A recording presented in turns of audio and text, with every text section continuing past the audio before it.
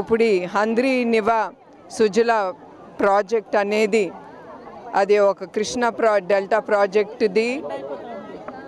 ఈ ప్రాజెక్టు అదిను త్రాగునీరు, తర్వాత మన రైతు అన్నలకి వాళ్ళ భూములకి సాగునీరు అందాలనే ఆయన ఆలోచన, ఆయన కళ.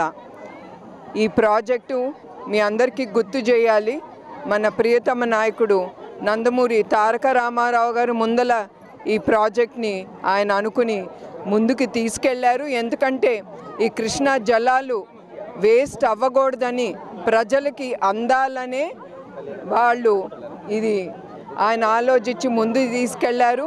అట్లానే మన కుప్పం ప్రజలకి వాళ్ళ కళలు ఎన్నో సంవత్సరాలు తరబడి వాళ్ళు ఎదురు చూసే ఆ కళలు తప్పకుండా ఆయన ఎన్నుకున్నారు. ఎందుకంటే ఆయన నాయకత్వం మీద నమ్మకం.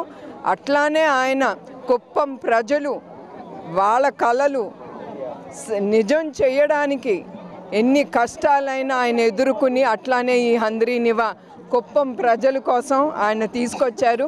దీంట్లో పాల్గొనటం ఇవాళ నాకు చాలా సంతోషంగా ఉంది.